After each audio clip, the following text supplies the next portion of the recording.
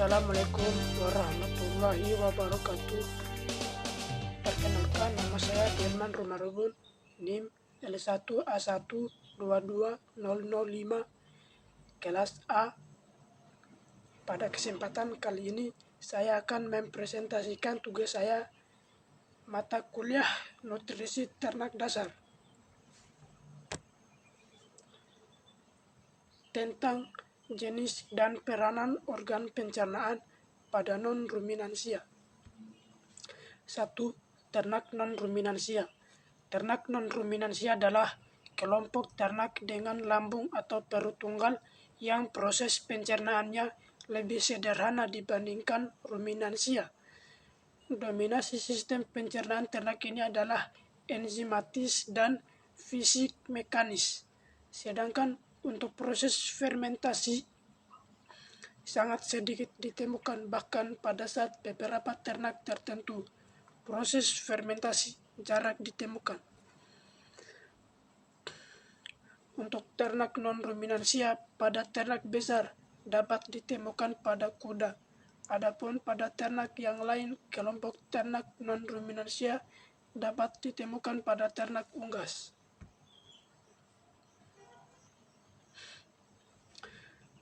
Contoh ternak non-ruminansia yaitu kelinci, kuda, kucing, unggas. 2. Pencernaan ternak non-ruminansia. Ternak non-ruminansia termasuk dalam ternak monogastrik yang merupakan hewan yang hanya memiliki satu lambung. Hewan monogastrik inilah yang sering disebut dengan hewan non-ruminansia. Sistem pencernaannya terdiri atas mulut, kerongkongan, lambung, usus halus, usus besar, dan rektum atau anus. Ternak monogastrik pemakan tumbuhan seperti kelinci dan kuda memiliki keistimewaan tersendiri, karena ternak ini mampu mencerna pakan rumput-rumputan paling baik dibandingkan ternak monogastrik lainnya, karena saluran pencernaannya mampu melakukan fermentasi terhadap pakan berserat kasar tinggi sehingga memungkinkan untuk dicerna.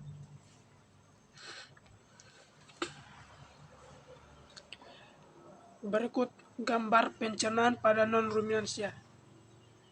Dapat dilihat alat pencernaan kelinci,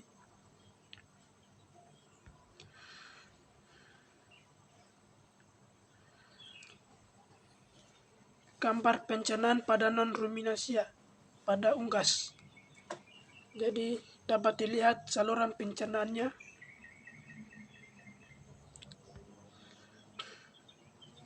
Tiga, sistem pencernaan pada non-ruminansia. Pertama, rongga mulut, kerongkongan, lambung, ventriculus, usus halus, usus besar, anus.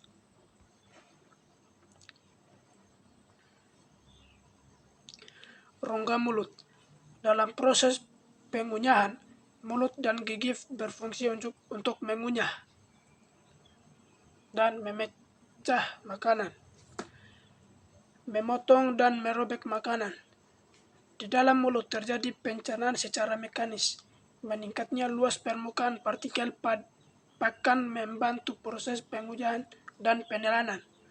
Saliva terdapat dalam rongga mulut yang memiliki fungsi sebagai pelicin dan menstimulasi cita rasa.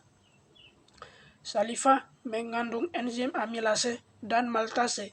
Amilase merombak pati menjadi maltose dan gula, sedangkan maltase merubah maltose menjadi glukosa. Di dalam rongga mulut juga terdapat lidah yang secara langsung akan membantu pakan masuk ke dalam kerongkongan saat terjadi penelanan.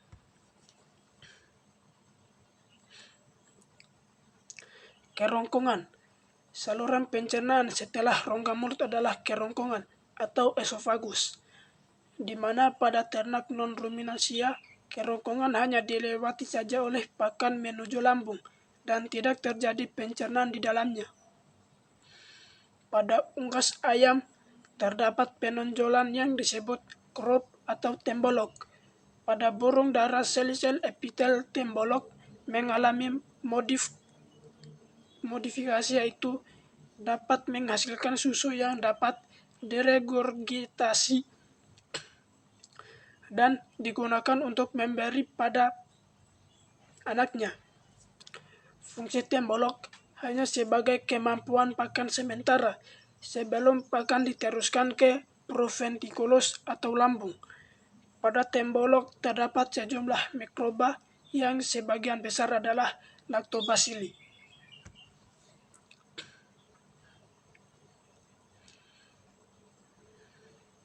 Lambung.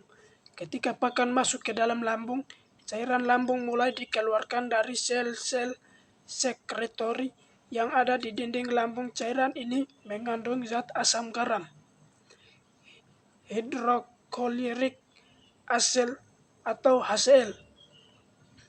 Zat ini akan menghentikan aktivitas amilase. Terdapat enzim pepsin, renin, dan lipase pada lambung, di mana pepsin akan mengubah protein pakan menjadi protease dan pepton.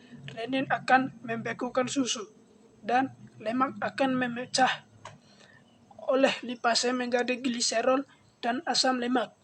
Lambung akan mengaduk pakan berbentuk cair akan masuk ke dalam usus halus, sedangkan yang bentuk padat yang masih tersisa dalam lambung akan dilakukan proses pencernaan.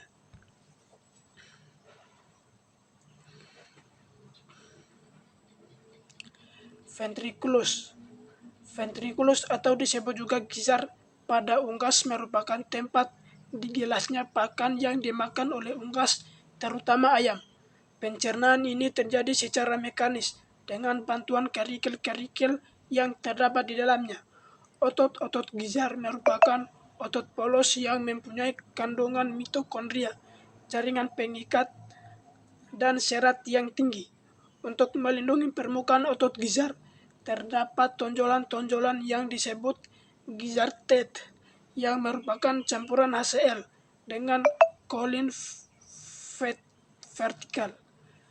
Kolin merupakan zat protein polisakarida kompleks yang dikeluarkan oleh kelenjar yang terdapat pada gizar.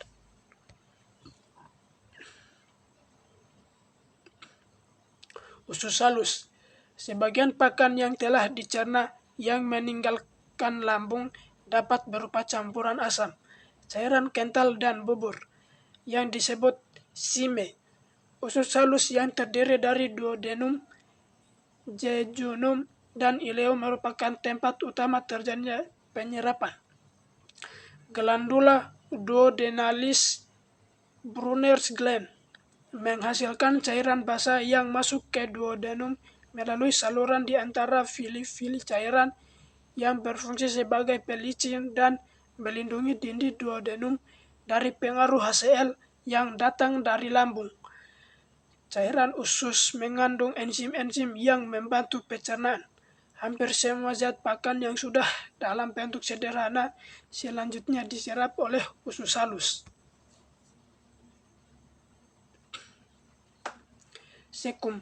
Sekum merupakan organ kecil yang ditemukan di antara usus halus dan usus besar. Sekum tidak banyak berfungsi pada hampir kebanyakan ternak, kecuali pada kuda dan kelinci. Kuda mempunyai kapasitas sekum yang lebih besar dibandingkan dengan ternak lain.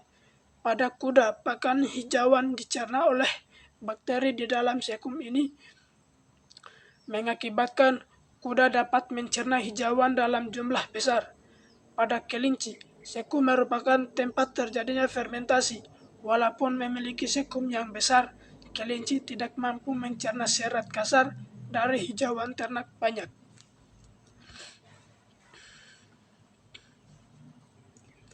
Usus besar. Dibandingkan dengan usus halus, diameter usus besar lebih besar, akan tetapi panjangnya lebih pendek. Terdapat kelenjar mukosa pada usus besar yang tidak menghasilkan enzim. Fungsi utama dari usus besar adalah penyerapan air kembali, materi yang tidak dapat dicerna dan diserap dalam usus halus akan masuk ke dalam usus besar. materi dapat berupa selulosa, hemiselulosa, lignin, dan karbohidrat yang tidak tercerna, serta protein yang terikat jaringan karena lignifikasi. Terdapat beberapa bakteri melakukan pencernaan pada usus besar. Materi pakan yang tidak dapat dicerna dan diserap disebut feses, yang dikeluarkan dari usus besar oleh otot dinding usus melalui anus. Usus besar menghasilkan lending yang memudahkan pengeluaran materi dari usus besar. Anus. Anus merupakan bagian yang terbuka, yang merupakan akhir dari usus besar, tempat keluarnya materi yang tidak dicerna pada usus yang disebut feses. Sebelum dibuang lewat anus, feses ditampung terlebih dahulu pada bagian rektum. Apabila feses sudah siap dibuang, maka otot sphincter rektum mengatur pembukaan dan penutupan anus. Otot sphincter yang menyusun rektum ada dua, yaitu otot polos dan otot lurik. Sekian dan terima kasih.